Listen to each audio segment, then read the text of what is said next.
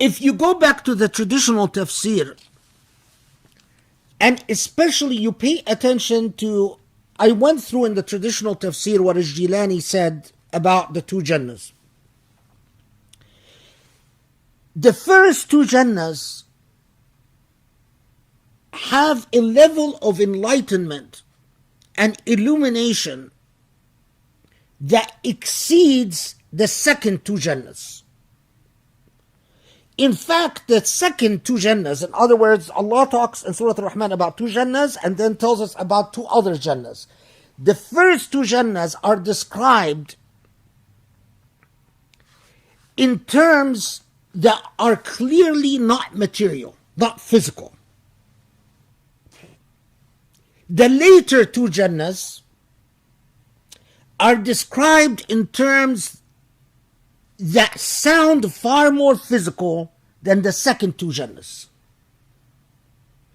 Al-Jilani says, well, what that means is that there are people that all they want from God, they lived good lives, but all they want from God is material reward. So Allah is going to say in the hereafter, here, you want fruits and you want meat and you want honey and you want material existence. These are the second set of two Jannahs. While those who are only satisfied with the face of the Lord will go to the two other Jannahs, the higher level Jannahs. That is what people like Al-Jilani says, and what Ibn Arabi says, and what a lot of Sufis say.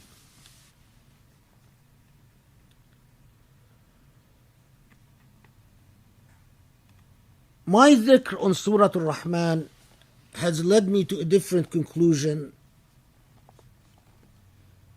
and I know it is a conclusion that will scandalize a lot of traditionals.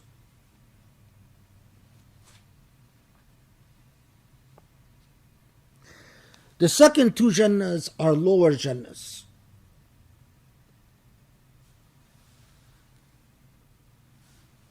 The first two Jannahs are higher Jannahs. But reading Surah Al-Rahman and living with Surah Al-Rahman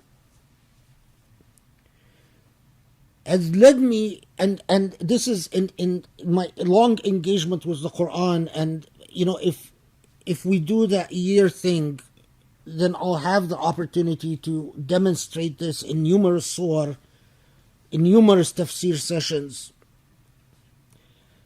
Why do we assume that the hereafter is a place in which there is no growth? Why do we assume that you can go to hellfire, you can expiate for your sins, and eventually go to heaven? That's the traditional position, right? If you're a believer, you can go to hell, you pay for your sins, then Allah eventually sends you to heaven. So why do we assume that there is growth there, but there's no growth in Jannah? Why do we assume that you cannot land in the lower two Jannahs, where you are first, your level of comprehension is that you just want to first feel safe. You're anxious, you're scared. It's a hereafter, after all. But once you are in these Jannahs, the lower Jannahs, how long do you think you will want to eat fruit and have fancy meals and indulge in sex? How long before you say, I feel like a pig, I feel like an idiot, all I do is consume? While I see those people who live in the beauty of the Lord, they want for nothing. They desire nothing. They live in a state of bliss. Don't you think you would want to be like them?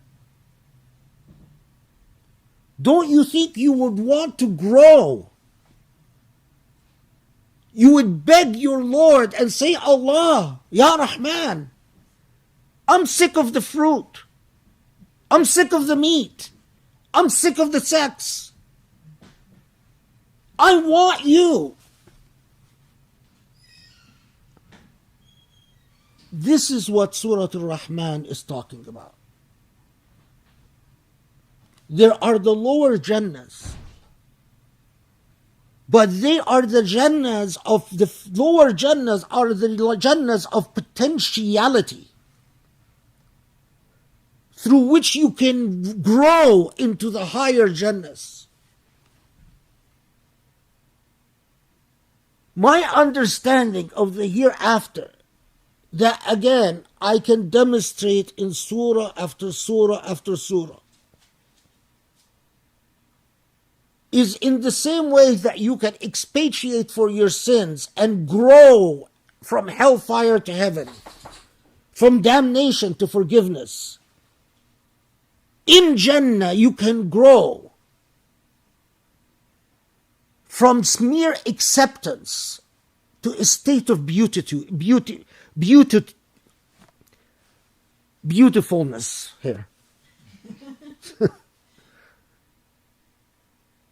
That the longing for Allah doesn't stop just because you made it to Jannah.